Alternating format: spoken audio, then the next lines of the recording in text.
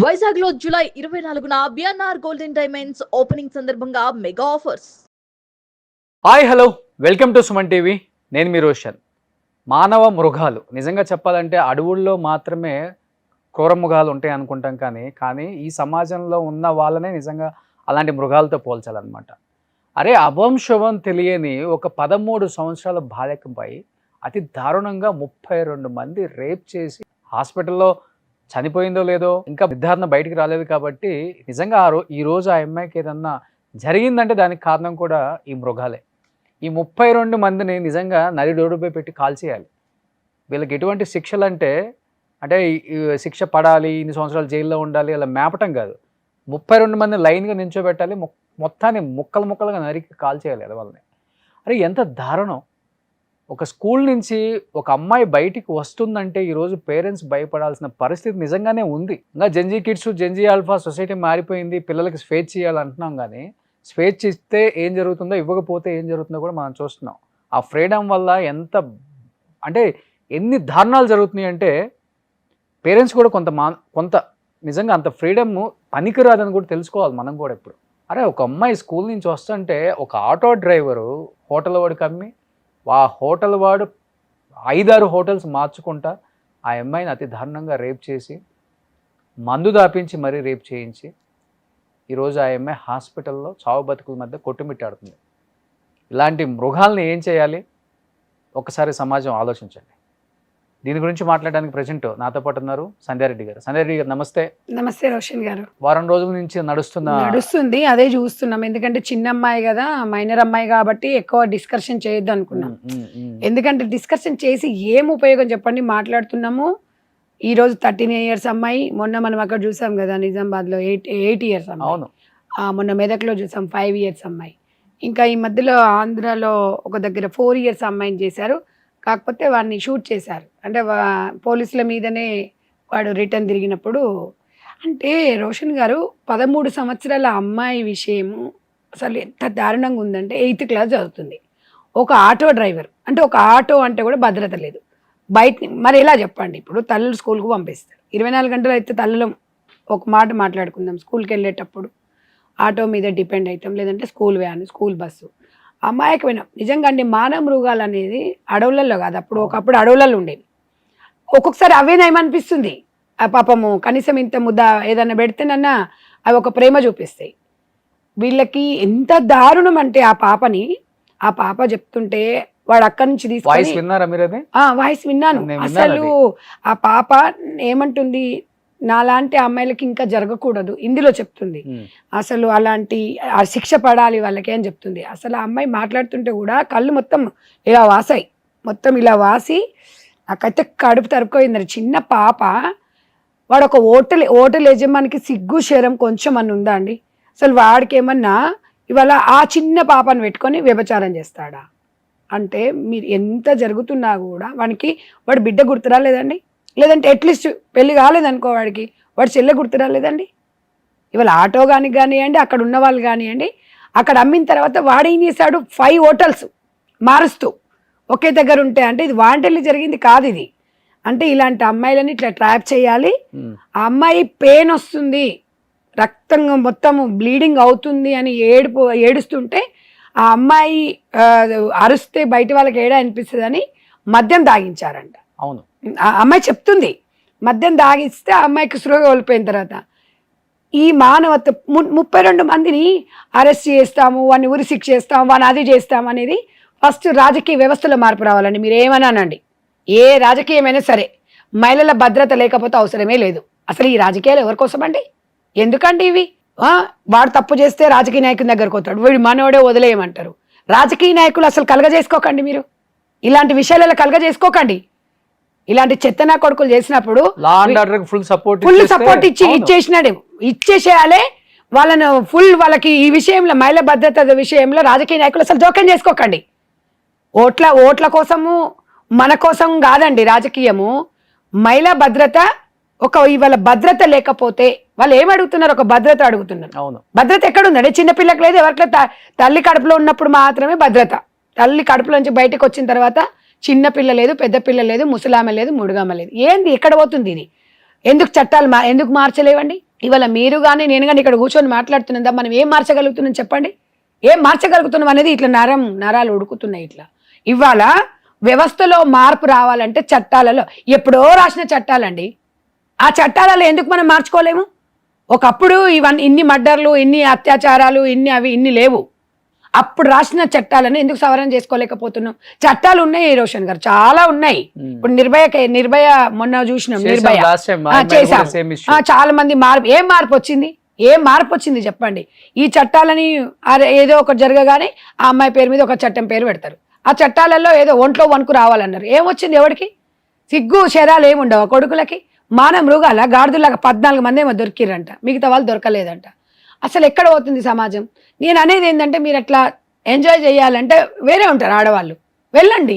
చిన్న పిల్లల్ని ఇందిరా సిగ్గుండాలి మీకు. కొంతమంది పశువులతోని శృంగారం అంట. ఎక్కడ పోతుందండి సమాజం?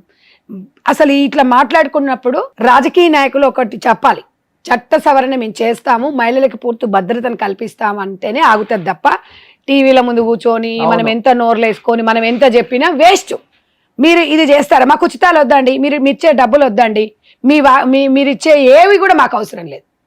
మహిళా భద్రత విషయంలో రాజకీయ నాయకులు చట్ట సవరణలో ఏ రకమైన చట్టాలు తీసుకొస్తారా అనేది ఫస్ట్ అది చూపించండి. చూపించిన తర్వాతనే మీకు ఓటేస్తారని చెప్పాలి. అంతే. అది ఏ పాటన కానివ్వండి, అప్పుడే చట్టాలల్లో అప్పుడు మార్పు వస్తేనే సమాజం బాగుపడుతుంది తప్ప అప్పటి వరకు ఎంత ఇవాళ అమ్మాయి పేరు మెన్షన్ చేద్దని నేను చెయ్యట్లేదు, కానీ ఈ అమ్మాయి పోతుంది, రేపు ఇంకో అమ్మాయి వస్తుంది, ఏమవుతుంది వాళ్ళకి? వాళ్ళు ఏం చేస్తున్నారు? మంచిగా జైల్లో పెడుతున్నారు, 3 పూటలు పెడుతున్నారు, హ్యాపీగా తినబెడుతున్నారు, 3 నెలల్లో బయటకు వచ్చేస్తున్నాడు. ఎవరికి భయం ఉంటుందండి? సౌదీ చట్టం రావాలి, అప్పుడు వాడు చావతండి, కాళ్ళు చేతి తీసేయాలి, వాడు నరకం అనుభవించాలి. ఆడపిల్లని ముట్టుకున్నారు అంటే ఈ చట్టం ఉంది, వద్దురా నాయన అని తల్లిదండ్రులు కూడా చెప్తారు. తల్లిదండ్రులు కూడా సిగ్గు ఉండాలి. నా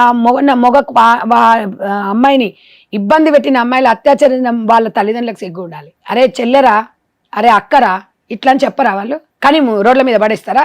ఇట్లా ఫ్రీగా వచ్చిర్రు పిల్లలు అని చెప్పేసి సిగ్గులు ఏమన్నా శరాలు ఏమన్నా ఉన్నాయా వీళ్ళకు?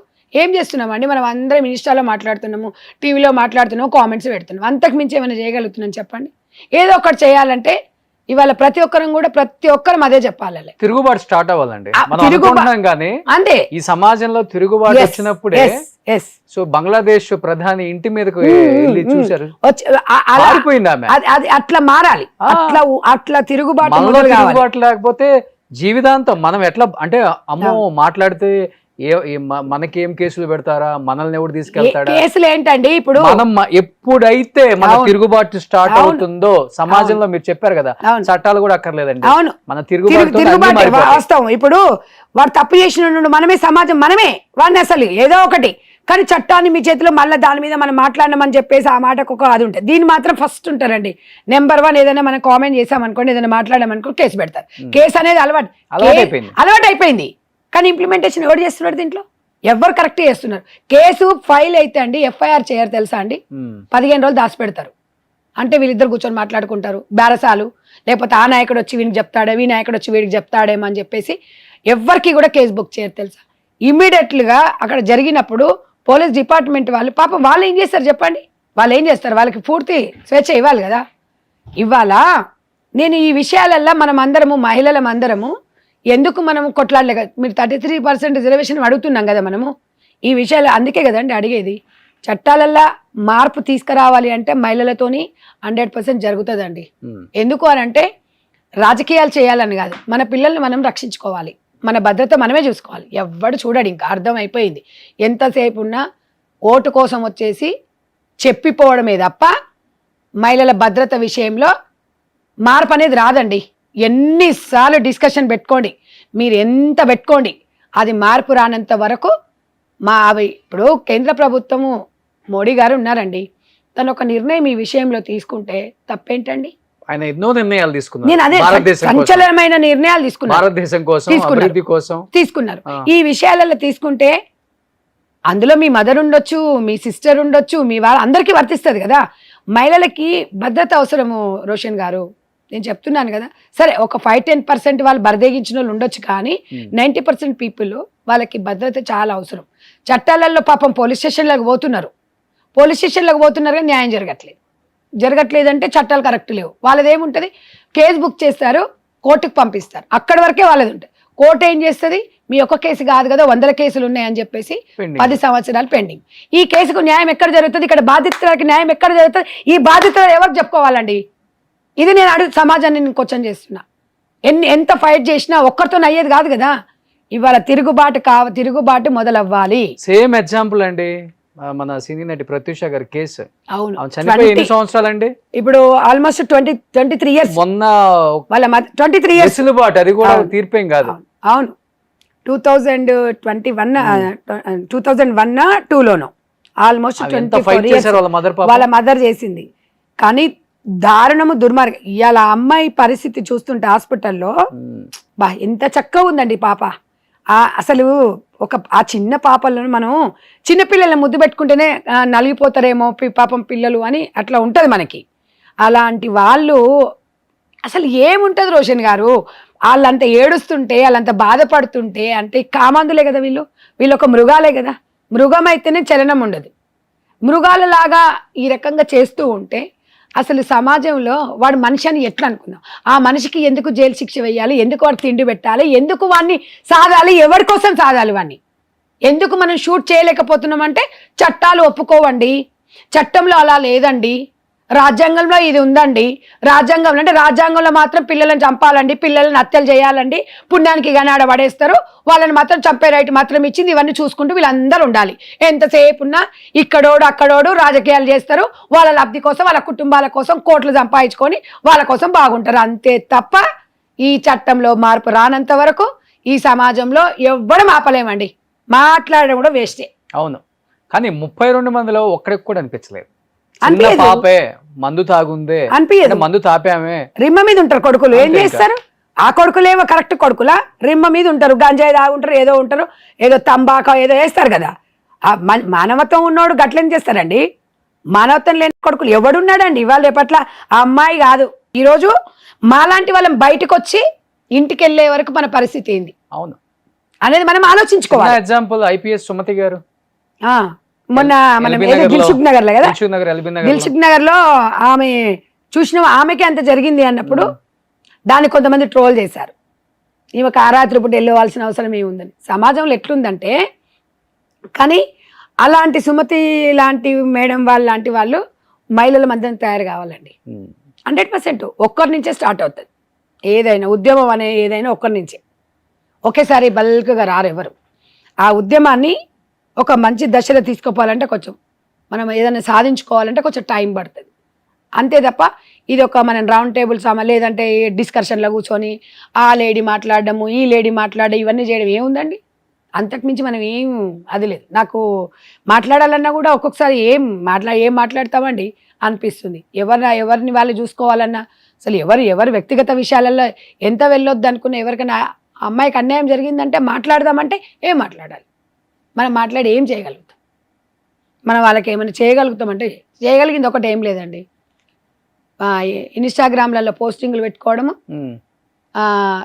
ఇలాంటివి జరగకూడదు అని చెప్పుకుంటాం. తెల్లారి వరకు ఇంకొకటి జరుగుతుంది, తర్వాత క్యాండిల్ ర్యాలీ. అంతకు మించి మనం ఏమైనా చేస్తున్నామా? మనము అందరి పిల్లలకు వస్తుంది, రాదన్నది.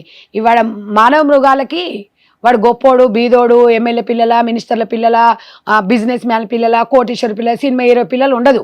కామాంధులకు వాడికి ఎవడు కనిపించడు. వాడు మనిషి అయితే కదా. వీళ్ళు వానికి ఒక నాలెడ్జ్ ఉండి, వానికి ఒక జీకే జనరల్ నాలెడ్జ్ ఉంటే, వానికి ఒక బాధ్యత అనేది ఉండి, ఒక బంధాల విలువలు అనేది తెలుస్తుంటే వాడి పనులే చేయడు. అలాంటి యదవలను పందులను మేపినట్టు మేపి జైళ్ళలో కూర్చోబెట్టేసి 3 నెలలు మేపి వాడిని బయటకు వదిలేస్తే వాడికి మార్పు రావాలి వ్యవస్థలో. కానీ వాడిని తిండి పెట్టేసి 3 నెలలు కూర్చోబెట్టగానే అయిపోద్దా? వాడు ఇంకెక్కువ అయిపోతాడు. మొన్న చేసి వచ్చినాం ఏమవుతుంది? నేను అనేది ఏంటంటే, తల్లిదండ్రుల పెంపకంలో కూడా అండి, మేము ఆ రోజు చెప్పినా ఈ రోజు చెప్తున్నా, ఎప్పుడు ఒకటే చెప్తాను నేను, మన పిల్లలను, ఆడపిల్లల్ని డేగా కన్నేయాలి అంతే. ఇక మన పిల్లలు మనమే తీసుకెళ్ళాలి, తీసుకుపోవాలి. మీరు అంటుండొచ్చు మరి పిల్లల్ని తీసుకొని వాళ్ళెంబడే ఉంటే ఎట్లా బతకాలి అంటే, అసలు బతికే లేదు కదండి ఇక్కడ. ఎవరి కోసం చేస్తున్నాం మనం? ఇంట్లో నుంచి బయటికి వెళ్ళి లోపలికి వచ్చేదాకా మళ్ళీ గ్యారంటీ లేదా? గ్యారంటీ లేనప్పుడు మనం సంపాదించుకుని లాభం ఏంటని నేను అంట.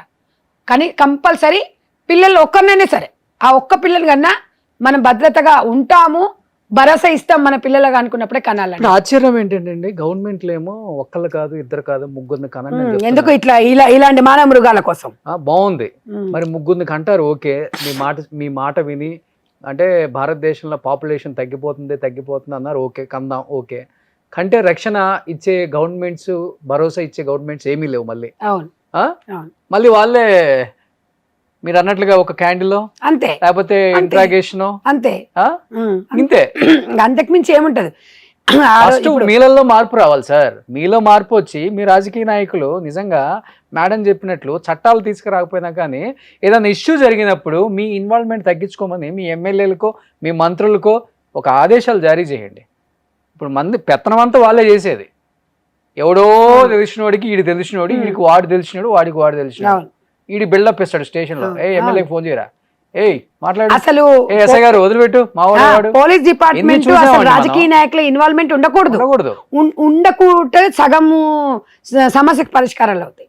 అక్కడి నుంచి ఫోన్ చేపిస్తారు, ఇక్కడ నుంచి చేపిస్తారు. ఏదైనా ఫోన్ ఎవడన్నా పోలీసు వాడు బండి పట్టుకుంటే కూడా ఇగో ఫోన్ కల్పిస్తారు. ఇట్లా నాకైతే ఒళ్ళు మండుతుంది. లాస్ట్ లంపకాయ కొట్టాలనిపిస్తుంది తెలుసా.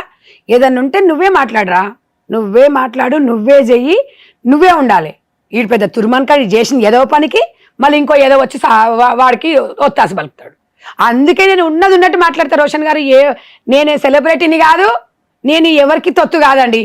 నా మనసులో ఉన్నది వ్యవస్థలో 23 సంవత్సరాల నుంచి నాకు తెలిసిన అవగాహన, అంటే ఒక వయసు వచ్చిన తర్వాత ఇవన్నీ నేను చూస్తూ మాట్లాడుతుంటే అనుభవంతోనే తప్ప నేను ఇంకా వేరే ఎవరిని ఉద్దేశించో, ఎవరిని కించపరచో, ఎవరినో ఇబ్బంది పెట్టాలి అని కాదు.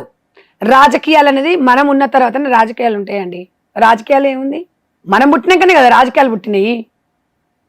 ఏ రాజకీయ నాయకుల కోసం మన వ్యక్తిత్వం కోల్పోయే రాజకీయాల పనులు మనం ఎప్పుడు చేయలేం కదండి. మన వ్యక్తిత్వం మనకి ముఖ్యం, మన భద్రత మనకు ముఖ్యం. మనం కరెక్ట్ లేకపోతే ఎవరికి భరోసా ఇస్తాం చెప్పండి. మనలో కరెక్ట్ మనం ఉంటే 10 మందికి ఆదుకోగలుగుతాం అనుకున్నప్పుడు బయటికి రావాలి. మన కోసం బతకడం కాదు, మన కోసం అందరం బతుకుతామండి. 10 మంది కోసం బతుకుతాడు గొప్పోడు, అది మంచి అయినా చెడైనా. ఇవాళ మేడం ఇంతకు ముందు అన్నారు, ఇలాంటివి జరిగినప్పుడు ఈజీగా ఫేస్బుక్ లో, ఇన్స్టాగ్రామ్లలో, ట్విట్టర్లలో ట్వీట్ చేసే వాళ్ళు, లేకపోతే ఆవేశంగా ఒక వీడియో చేసేసి పెట్టేసి ఇలా జరిగిపోయింది, న్యాయం జరగాలి అని పెట్టే వాళ్ళు ఉన్నారు. నేను కాదని చెప్పట్లేదు, అంటే నేను వాళ్ళు తప్పు పట్టట్లేదు. డెఫినెట్ గా ఇలాంటి జరిగినప్పుడు ఏ స్టేట్ అయినా చాలా చిన్న స్టేట్ అనుకోవచ్చు. ఇప్పుడు అన్ని రాష్ట్రాలన్నీ విభజించిన తర్వాత 4 కోట్ల 5 కోట్ల మంది. సో ఎమ్మెల్యేలు అందరు పరిగణలోకి వస్తారు, అందరికి తెలిసిన వాళ్ళే ఉంటారు. ఇదే ఇన్స్టాగ్రామ్ లో 32 మంది ఫోటోలు పెట్టి కొడుకులు ఎక్కడ దొరికినా పెట్టారండి. వానికి ఇప్పుడు చూస్తున్నారు కదా, వాడికి గంటలు కడతారు. అసలు వాడి ఫోటోలు ఎక్కడ కనపడితే అక్కడ తొక్కేసేయండి కొడుకులు. ఇంకొకటి, రాజకీయ నాయకులకు అవేర్నెస్ అవసరం ఉందా అండి? అవేర్నెస్ ఉంది, చాలా ఉంది. ఏముంది? అదే ఇలాంటి చేయమని, అదే అవేర్నెస్ ఉండాలి. అసలు ఒక చట్టాలల్లా ఏ చట్టం ఎక్కడ వర్తిస్తుంది, ఎవరికి వర్తిస్తుంది అని అసలు ఇప్పుడున్న రాజకీయ నాయకులకు కొంతమందికి తెలుసా అండి ఏ చట్టం ఏముందనేది? వీళ్ళకి అవగాహన ఉండి మేము ప్రజలకు బాధ్యత తీసుకుంటాం అన్నవాడే రాజకీయాలలోకి రావాలి.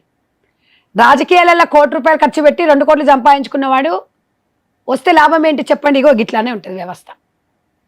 ఎవరైనా కానివ్వండి, విద్యావంతుడు రాజకీయాలకు రావాలి. ఒక మహిళ 10 మంది కోసం పనిచేసే వాళ్ళు రాజకీయాలకు రావాలి.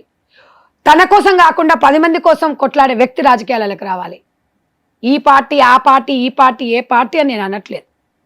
విద్యావంతులు రాజకీయాలకు వస్తే రాజ్యం చాలా బాగుంటుంది. ఒక ఆలోచన ఉంటుంది, ఒక వ్యక్తి చదువుకున్న వ్యక్తి ఒక డిఫరెంట్ ఉంటుంది. నేను అట్లా అని చెప్పేసి నేను ఎవరికి కించపరచట్లేదండి. రాజకీయాలలో చదువుకున్న వ్యక్తులు వచ్చి చట్టం మీద ఒక గౌరవం ఉండి, చట్ట పరిధిలో ఏ చట్టాలు ఉన్నాయి, ఏం చేస్తే ఏమవుతుందో ఒక అవేర్నెస్ ఉండి, ఒక టోటల్ గా అసలు ఏంటి అనేది, వాట్ ఈజ్ వాట్ అనేది తనకి ఒక మైండ్ లో ఉందండి. ఇప్పుడు మీరు చెప్పే రాజకీయం నడుస్తుందా అండి? మీరు కూడా రాజకీయాల్లో ఉన్నారు, మీకు తెలియదా? 2 ట్రాలీలు ఉంటే రాజకీయాల్లోకి రావాలి, మళ్ళీ ఎలక్షన్స్ టైంకి 4 ట్రాలీలు పట్టుకొని పోవాలి, లేదా 5 ట్రాలీలు పట్టుకొని పోవాలి. ఇది రాజకీయం. అందుకే అండి ప్రజలు కూడా మారాలని నేను చెప్పేది అదే.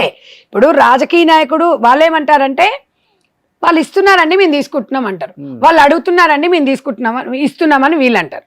నేను అనేది ఏంటంటే వ్యవస్థలో అందరం మారాలి. మీరు మారంగానే నేను మారంగానే కాదు, ఇచ్చేవాడికి సిగ్గు ఉండాలి కదండి. ఇచ్చేవాడు చెప్పాలి కదా, నేను ఇవ్వను, నేను ఈ డెవలప్మెంట్ చేస్తాను, మీకు ఇష్టమైతే ఏంటి లేకపోతే లేదు. నేను ఒక ఎగ్జాంపుల్ చెప్తాండి.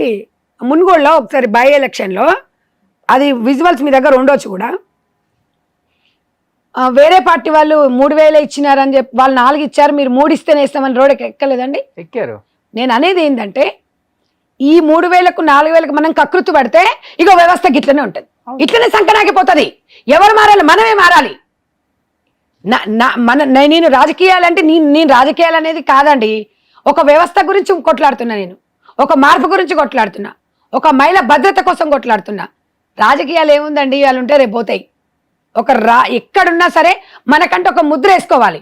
ఇవాళ ఎంతో 10 మంది పేర్లు చెప్పండి. ఇప్పుడు మీరు రాజకీయాల్లో ఉన్నారు కదా, ఇలా ముద్ర వేసుకున్న నాయకులు వీళ్ళు ఉన్నారండి. ఇప్పుడు మీరు కాంగ్రెస్ పార్టీ అధికార పార్టీలోనే మీరు ఉన్నారు. 10 మంది పేర్లు టక్క చెప్పగలమండి? ఇప్పుడు ఒక వ్యక్తిని నేను టార్గెట్ చేయలేను, బట్ నేను అనేది ఏంటంటే ఇప్పుడు మహా ఉంటే టక్కని చెప్తే ఒక సీతక్కని చెప్పగలం. అవును, తను ఇంకా అసలు ఒక జనాల మనిషి అనమాట. తనకంటూ స్వార్థం అనేది లేదు కాబట్టి తను ముందుకు వెళ్ళగలుగుతుంది. ఒక వ్యక్తి స్వార్థంతో కూడిన రాజకీయాలు చేయకూడదండి. స్వార్థం లేకుండా అయితే నిరంతరం ప్రజలలోకి వెళ్ళొచ్చు. ఒక స్వార్థం ఉందనుకోండి, మనం వెనుకకు లాగేస్తుంది, డ్రాప్ అవుతాం. అందుకని నేను అనేది ఏంటంటే, ఓ టైంలో ఇంకా జీవితం మనది ఇక్కడ వరకు ఓకే, ఇంకా నెక్స్ట్ కొద్ది రోజులు కొంతమందికి మనం సేవ చేయాలి అనుకుంటే, ఎన్నో రాజకీయాలనే కాదండి, సేవారంగంలో సోషల్ సర్వీస్ చేయట్లేదా నేను? నాలాంటి వాళ్ళు కొంతమంది చాలా మంది సోషల్ సర్వీస్ చేసి ఎన్నో సంస్థలు ఉన్నాయి. అందరు రాజకీయాలలో అందరికీ గవర్నమెంట్ అవకాశాలు కూడా రావు కదా. కాబట్టి ఒక స్వచ్ఛంద సంస్థ ద్వారా కూడా మనం ముందుకు వెళ్ళొచ్చు. స్వచ్ఛంద సంస్థలు ఏర్పాటు చేసుకున్న రాజకీయంగా ఎదిగిన వాళ్ళు ఉండొచ్చు. రాజకీయాలలో ఎదిగి వచ్చి స్వచ్ఛంద సంస్థ పెట్టిన వాళ్ళు ఉండరండి. స్వచ్ఛంద సంస్థ పెట్టి ఎదిగి ప్రజలలో ఒక మంచి అనే ఒక అభిప్రాయం వచ్చినప్పుడు వాళ్ళు ఆటోమేటిక్గా వెళ్ళిపోతుంటారు. ప్రజలు కోరుకుంటారు, ఇలాంటి వ్యక్తి కావాలని అడుగుతారు. ఏది ఉన్నా అండి, ఒక మహిళ, మీరు ప్రతి విషయంలో, ప్రతి రాష్ట్రంలో, ప్రతి పార్టీలో, ప్రతి నాయకుడు చెప్తున్నారు మహిళ బాగుంటే ఇల్లు బాగుంటుంది అని చెప్పడం వరకే తప్ప రిజర్వేషన్ 33% రోషన్ గారు ఈ విషయంలో ఒకటి చెప్పనా, కానీ ఇలాంటి ఇష్యూస్ వచ్చినప్పుడు ఎమ్మెల్యేలు అసెంబ్లీలో మాట్లాడరు. ఇప్పుడు పేరుకు శత్రువు అండి. ఇప్పుడు కాదా? పేరుకు వినండి, పేరుకు మహిళనే ఉంటది, వెనక ఎవరుంటారండి? మెన్నే ఉంటాడు. ఇప్పుడు మాట్లాడినిస్తారా? ఒక మాట చెప్పండి. నేను అనేది ఏంటంటే, అసలు ఒక ఉమెన్ బ్యాక్గ్రౌండ్ లేకుండా రావాలి. రాజకీయ పార్టీలు అడ్డుపడతాయి మాట్లాడాలన్నా. ఇప్పుడు అంటే ఒక ఉమెన్ ఏ బ్యాక్గ్రౌండ్ లేకుండా వస్తే మాట్లాడొచ్చండి, నేను అది మాత్రం నేను చెప్పగలుగుతా.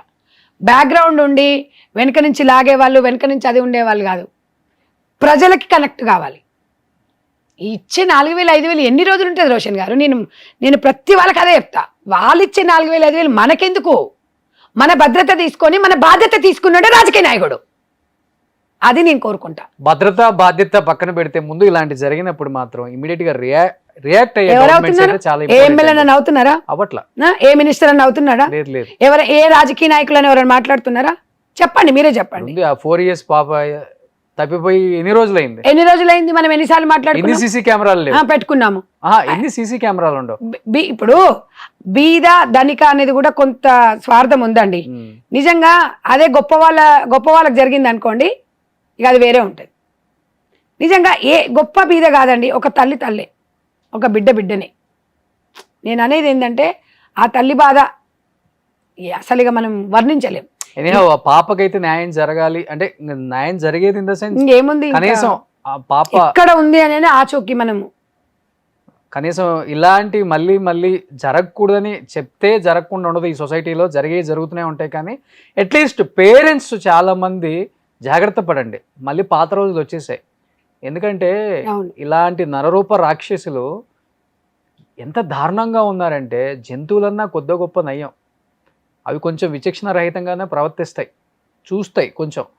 అంటే ఎందుకు మనుషులు ఇలా తయారయ్యారో అర్థం కావట్లేదు. ఇంకా ఇలానే ఉంటే సొసైటీ ఎలా మారిపోతుందంటే, కొన్ని రోజుల తర్వాత పిల్లలను కూడా నిజంగా చెప్పాలంటే గవర్నమెంట్లు మీ అందరూ చెప్తున్నారు ముగ్గురిని కానండి. అసలు ఇలాంటివి చూసినప్పుడు కొత్తగా పెళ్ళైన పిల్లల కంటే కూడా మానేస్తున్నారు. వాస్తవం అది. వాస్తవంగా చెప్పాలంటే పిల్లలు వద్దనుకుంటున్నా, ఎందుకంటే వాళ్ళకి రక్షణ ఇవ్వలేము. ఫస్ట్ ఆఫ్ ఆల్ సేఫ్టీ లేదు. డబ్బు గురించి కాదు, అందరూ అనుకుంటారు కొత్తగా పెళ్ళైన వాళ్ళు ఒకళ్ళకంటే రెండో వాళ్ళు మాకు వద్దు అంటున్నారు, లేకపోతే వద్దంటున్నారు పిల్లలు అంటే. ఇవి చూసే డైలీ ఇలాంటి న్యూస్లు టీవీలో చూసి, ఇన్స్టాగ్రామ్ లో చూసి, సరే మనం ఏదో మంచో చెడో మనం పెరిగి పెద్ద అయిపోయాం, ఒక స్థాయిలో ఉన్నాం, మన పుట్టిన పిల్లల పరిస్థితి మన మీద ఆధారపడలేదు, సొసైటీ మీద ఆధారపడి ఉంది.